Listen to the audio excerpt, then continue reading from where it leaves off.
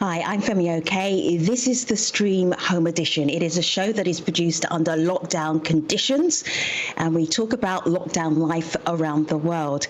Today, domestic violence, gender-based violence, child abuse during the coronavirus pandemic. And this topic was suggested by a regular viewer Shivans Trivedi.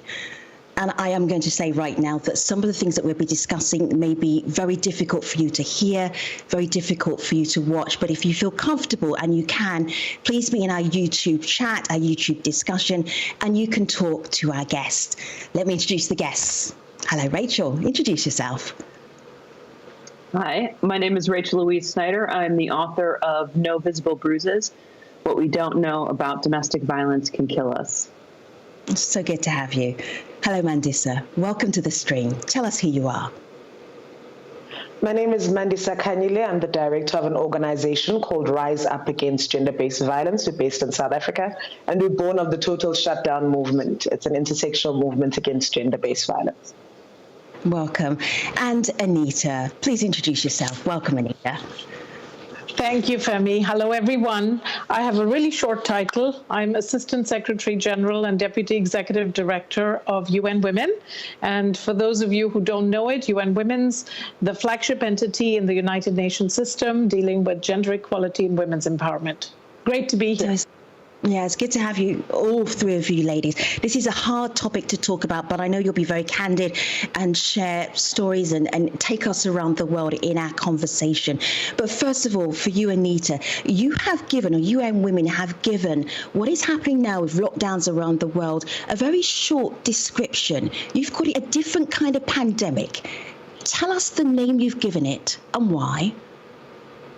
We call it a shadow pandemic because it is as big a problem as the COVID-19 disease, but it's been hidden and it hasn't been talked about enough. It now needs to come out of the shadows and into everybody's lives as a problem that we all need to worry about and solve. That's why we call it the shadow pandemic. Rachel, I think one of the best things to do to understand what is going on in lockdown life for people who are living with their abusers is to share an example. Can you do that for us? Sure. I mean, unfortunately, I've had a lot of terrible, terrible examples. I spoke to a woman in Texas a couple of weeks ago who said that her abuser, she has a 50-year lifetime, essentially a lifetime restraining order against him, and he was on a GPS bracelet and just went before the judge and said, well, you know, there's no point in me having a GPS. I'm in lockdown, so can I have this taken off? You know, when you're on GPS, often you have to pay for it yourself. So the judge was lenient and took it off, and now she is living in this absolute state of terror, expecting him to show up at her house at any time. She won't let her dog out after 8 p.m. She has extra cameras around her house, but it's a form of terror. I think shadow pandemic is exactly right. It is a form of terror that is absolutely anxiety-inducing. I've heard of other stories where people have been using COVID-19 as a way to keep children away from ex-spouses. One woman called a line in a response line, an emergency line, and said, you know, my husband is spitting on me because he thinks he has COVID. So these are the kinds of stories that are coming out. It doesn't even have to be a punch, right? It's this other type of coercion and fear that they're using. Mandisa, you are seeing people appealing to your organization via WhatsApp in South Africa. Can you explain what's happening? Okay, so currently the reporting mechanisms for gender-based violence in our country are that you call in to a call center and then they dispatch emergency services to you or whatever resources you require. But then we have communities where people live in shacks or in one-bedroom apartments where the perpetrator would be in earshot distance. So as an organization, we then started a WhatsApp line so that they don't need to hear you, and you can call for help and send us a GPS location, and we will essentially update you whilst we bring help to your door. We go directly to survivors and we physically remove them with police services and move them to places of safety. Some of the stories that we've seen, particularly one of our first survivors, the gentleman, even though we were there with the police, still tried to assault her in our presence. Over and above that, he wouldn't let her leave without taking her shoes. He was like, I bought you these shoes. You are not going to leave this house without your shoes. She left barefoot with absolutely nothing to go to a place of safety. Those are the kind of situations that we're seeing right now on the ground. And it's really horrific for women. It's horrific that their voices can't be heard, that they don't have access to their immediate circles of support. So they don't have access to their friends, their family, their colleagues, people who would usually notice a bruise or some kind of sign that something's going on. And they're now trapped with these perpetrators in the homes. I want to ask you, Mandisa, because the texting is something that I've seen a lot of response lines in the U.S. where I'm based actually be nimble enough to switch to very quickly. But what I've heard literally all across the country, I've talked to people, and the thing that haunts them are the survivors who call up or who text and say, I'm calling because I texted because blah, blah, blah, right? And then they hang up because they can't. And then Mandisa, they're about to be caught. Yeah, and what we've heard is that in South Africa, in the last week of March, there were over 2,000 cases, which is 40% more than the same number of people who'd called in 2019. Is that true?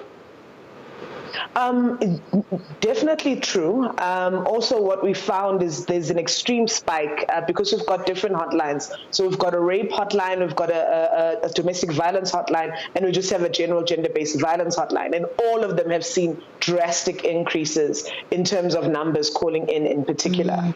We're also seeing an increase specifically in rape within the household. So opened cases of children being molested by either a father, a sister, or someone in the home, or alternatively, you're finding that rape, marital rape. There's a huge increase in that as well. There's so many pandemic. Oh, sorry. If I may, just let me squeeze in just a little bit. I'm just looking at a tweet from the United Nations Population Fund, and they are just sharing the impact of COVID-19 on women and girls. And they say if the lockdown continues for at least 6 months, goodness me, 31 million additional cases of gender-based violence could be expected to occur. That number is even difficult to fathom. I want to jump into the YouTube conversation and share it with you ladies. Anna Design says, I think domestic violence existed with these families before, but this pandemic has brought it more to the front and people feel trapped. Anita, do you want to take that first of all? Yes, I think she's right. Women are not safe at home. The place where you should feel the safest is your home. And actually what this pandemic is showing is that home is not a safe place for a lot of women. And the reason, by the way, we call this a shadow pandemic is because the definition of pandemic is something that's global in nature. So this isn't happening just in the US or in Texas or in Europe. We're seeing it in South Africa. We're seeing it in pretty much every country in the world. And so I think there is really an urgent need for governments to come out and say, you know what, we are fighting a disease, but we have another public health emergency, which is domestic violence. Call it a public health emergency and give it the attention it deserves. You've got large stimulus packages that governments are managing. They're trying to prop up their economies. Are they focusing on domestic violence as part of the stimulus package? That's one of the things that we at UN Women are asking for. We're saying this is a public policy issue. Name it and fix it. Fix it by spending on shelters. Fix it by spending on law enforcement. And let's get the private sector involved. Let's get telephone companies to give away free services to women who need to call. Let's get pharmacies and other institutions involved that can be places that women can go to. Let's get companies like Google to say, we'll share information on how many searches there are on domestic violence. So, everyone's got to play their part in this. I like the direction you're taking us in, Anita, because we're going away from this is the problem to this is what we can do. Mandisa, your organization, Rise Up Against Gender-Based Violence. There are tweets and posts where I'm looking at what you have done during lockdown, which is an intense lockdown. Can you explain to our audience what is possible even during an intense lockdown where you're not really allowed to go out, only just to buy groceries, and there are police in the streets? What is possible? Look, what we've done since we have permits as essential services, we have given ourselves to the evacuation process, so the part of evacuating survivors. Another thing that we haven't spoken about is the economic violence that comes with domestic violence. So you're having men that are starving their families as a form of punishment during this lockdown. So we're providing food parcels and food packages for those families so that they can continue during this time. Also, another thing that has also been encouraged by the UN as well is to provide these support networks. So many sort of community-based WhatsApp groups where there's some kind of check-in facility where you actually do safety checks and ensure that everybody's okay. And they can be able to report within those groups if something is going on, and someone in the neighborhood can intervene without breaking lockdown conditions, etc. So there's something that each and every single person can do in their communities and their neighborhoods to contribute. All right. I don't necessarily want to share this with you, ladies, but I'm going to, because there are people in the world who think like this, and I want you, as they're watching, to actually understand, and maybe we can help them understand what is going on with gender-based violence. So in YouTube, Unapologetic 662, what is the woman doing that's upsetting the man? Rachel, can you explain to that viewer? Oh, I knew that was going to come to me. Cases, but yeah. You've also spent time talking to abusers as well as people who survived domestic violence. So you've got insight here.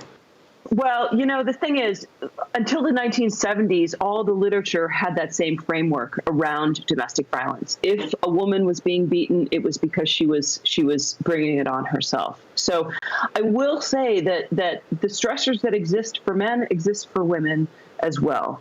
And they exist for children, right? We haven't talked about children being abused in the home, but I had an ER doctor in Portland say to me just a couple of weeks ago, it's not the COVID cases I'm going to remember, it's the child abuse cases. So, the thing is, the UK has a response line for men who are violent and trying very hard not to be violent. Those calls to that response line are up 200%. So there is a cry for help, not just from women and not just from children, but from some men, even from some people who are the violent perpetrators. The advice that I am giving to women in a violent situation or a violent home right now is totally different than what I would have said 2 months ago, right? 2 months ago, I never would have said, be passive, don't provoke, de-escalate as much as you can. These are not pieces of advice that I as a feminist would have ever given. But that's what I'm saying now to women, right? The goal is to get out of this pandemic alive. So Elizabeth Rainey is asking this, and I'm going to throw it to all of you ladies. Elizabeth Rainey on YouTube. If quarantine will be our new normal for a while, what options do people have to leave an abusive situation? Mandisa, you start. Go ahead. I specifically want to talk about this because there's countries that have adopted this model, and I'd like to see it adopted world over, including in my country, where the perpetrator gets moved to the shelter instead of the survivor.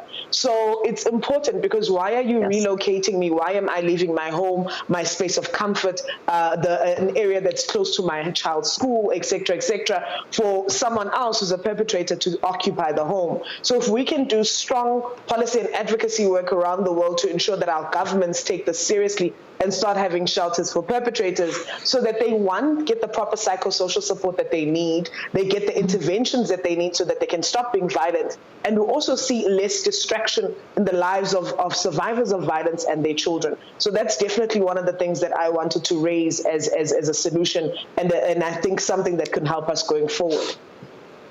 I also want to bring totally up something. second that. Yeah, great. And Anita, something else to add? If we're stuck in this lockdown situation, what would you do if you're a child, and it doesn't necessarily have to be a woman that's being abused, it also could be a man, of course. What are the options? What would you advise? Look, options. So I like Mandisa's idea, but we also have to think about other things where women can actually get help when they need it. And right now, it's quite difficult for a lot of women who are being abused to pick up the phone and to call, because abusers, of course, control phones. They control assets very often. And so we need technology companies to step in here to create apps that make it easy for women to seek help. We do need what some countries have done. You know, when France rented 20,000 hotel rooms, and when France and Spain created these hotlines that you could use by going to a pharmacy, that was a good idea. And, you know, so we need to see more of that. But we need also shelters to be declared absolutely essential, and we need help for women's organizations to be kept alive and for helplines to be kept alive. And also, we need police and law enforcement to be sensitized. So if there's a strong message that goes out to police officers, which says, hey, you know, this is a problem, be attentive, that will help. I wanted your attention to the No More campaign, because the No More campaign has an ad out right now where it's very subtle. A man is just washing his hands, and then the camera pans past the man washing his hands, and in the background you see 2 feet, and it's a woman on the floor. And then there's a helpline, and what it is asking is, it's asking us as a community, as different societies around the world, that we should speak up. If we hear something, we should say something. So on the stream earlier, we spoke to Pamela Zabala from the No More Foundation, and she told us about that campaign that was launched to help people report domestic violence whenever they hear that it's happening.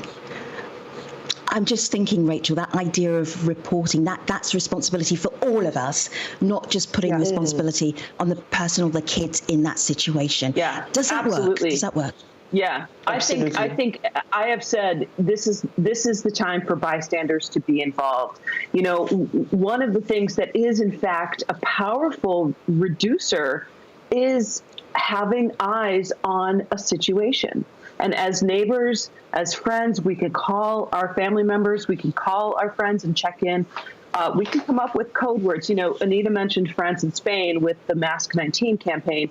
What I think is effective is for a victim to come up with a code that is particular to her situation.